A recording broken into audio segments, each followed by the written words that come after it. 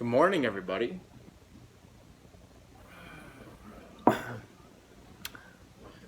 And today I'm going to make a video that is going to be extremely controversial. And the reason that I make these extremely controversial videos, and the reason that I speak out against certain things and am very strongly opinionated about certain things, is because if people weren't like this, then we'd all be blindly foolish and sheep-like, following things that we don't really know what we're doing. So that's where people like me come in, that are seeking for the truth, that actually want to know what the reality of something is, that will not stop at anything and give their life up for the truth. So, and I'm not joking about that, by the way. This is why I make these videos. Now let's talk about Gaza and Israel and Palestine. By the way, something's going on with Amir Tarfati, and I have to do more research on that, but he's been a voice for Israel for a long time, now since the war, and the things he posts is truth. And so, if you don't know who he is, search him up. He has a Telegram account, and that comes to do with everything to do with the war. So it's more like accurate news, because in Canada we can't get accurate news anymore. There's a law on that, which is bizarre. So let's talk about Gaza and Israel. For everybody to know that Israel will never fall, ever, even though Egypt has taken Israel, the Israelite people, and made them slaves for so long. God took them out of that in the most amazing way. And by the way, all those things that talk about in the Bible, and the plagues of Egypt, and the everything that it talks about in all the, the things that God did there, and also the Egyptian army that went after them in the Red Sea. If you were to go to those places in person, you would be able to see the remnants of what God did there. And so how can one say that they don't believe that? Because then you'd be a fool. But because we have internet and the ability to view these things, and because historians and people who study geography, archaeology, and all the ologies out there who are looking at the Bible and want to know the truth about it, they went there and they did the research for many, many years, and they figured that it was true, and they found this still in there in the Dead Sea or Red Sea, wherever it is. But yeah, those chariots are still down there. So that there's truth in that. Genesis is historically true in the Bible. It's the most controversial book in the Bible, especially the first 11 chapters. And those chapters speak of the creation of the universe. So the fall of man into sin, the whole wide world flood of Noah, the language-altering events at Babel, and where we got all the languages, because there used to be only one language. And there is much evidence that these events are historically accurate.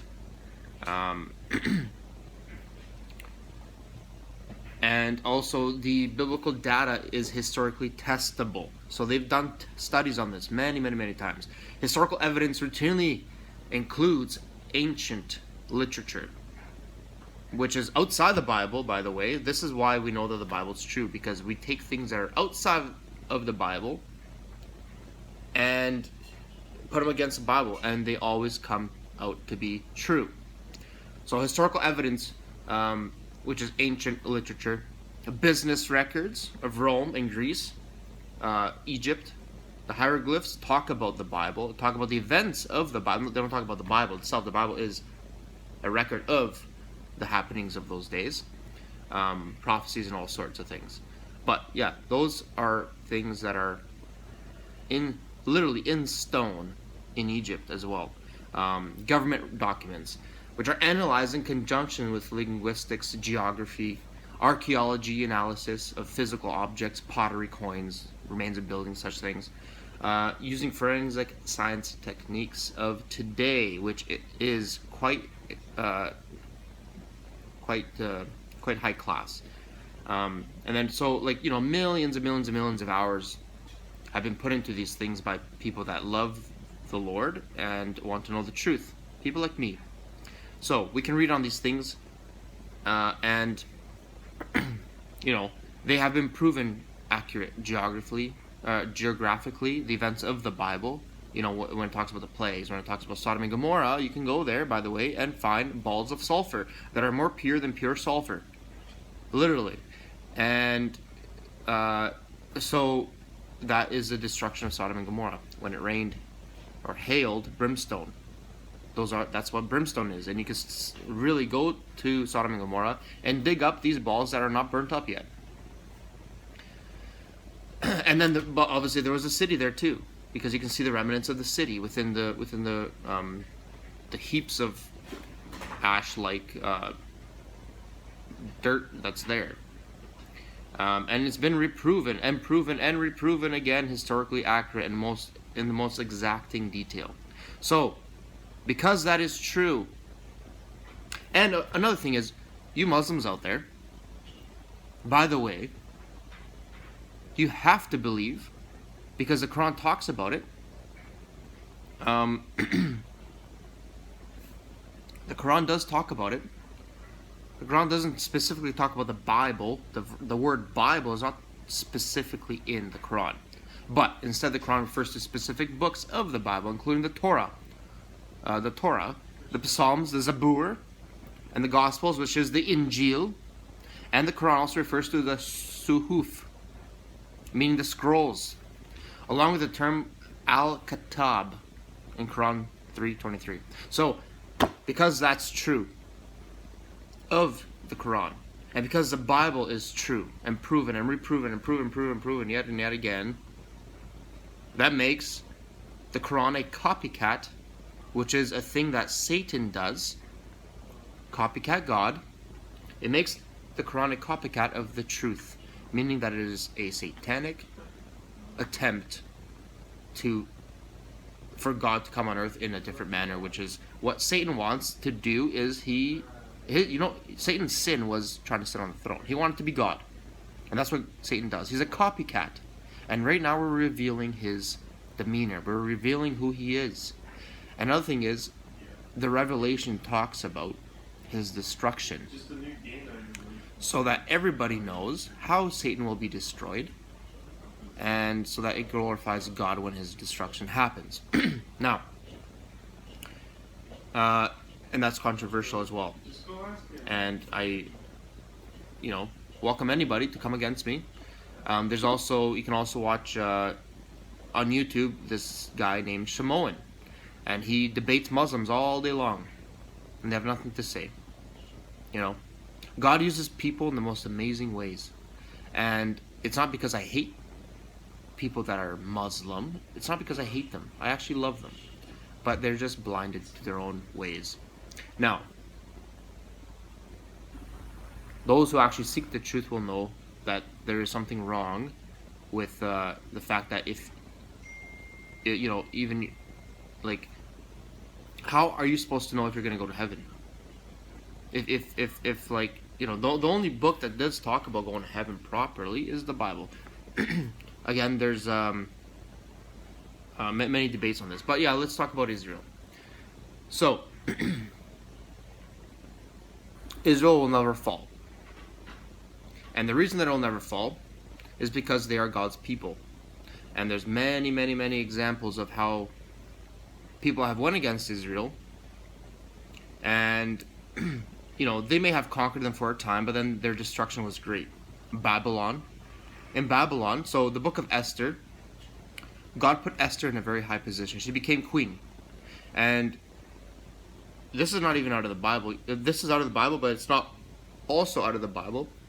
It's also historical evidence of the happenings or what's going on in Babylon at the time, because people were taking down notes.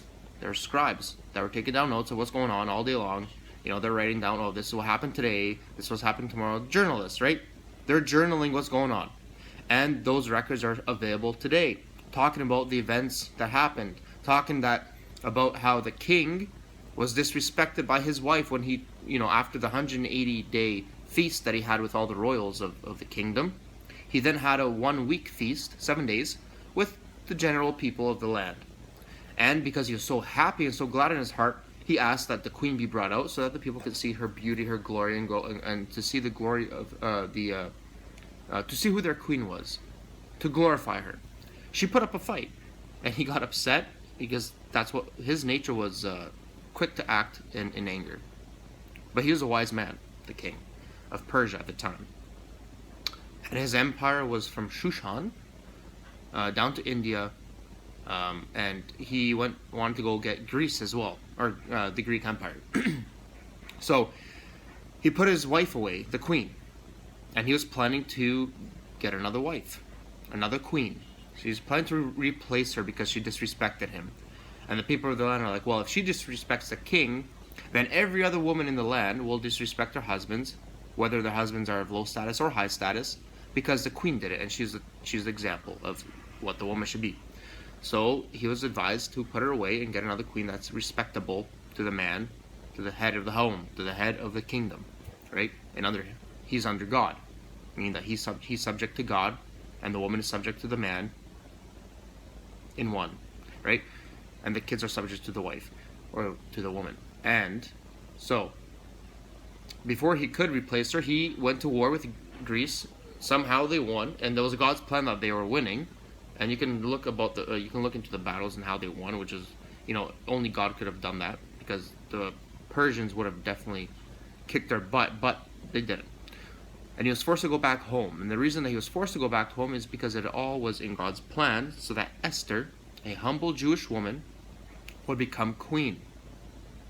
Not only that because she was extremely beautiful, but it's because of her demeanor, of her humble demeanor. She wasn't pompous, she didn't want to be pompous, and that's what he liked about her. And just for you women out there, men love it when women are subject to the man, because that's what naturally is meant to be. So when you're subject to a man, not that you are his slave, don't get me wrong, there's a very fine line where women cross and they think all these crazy things. That's not true at all. Women are to be subject to a man in a humble, respectable manner, because men desire respect. We're all desire to be king-like, because that's our demeanor, that's our nature. It's natural.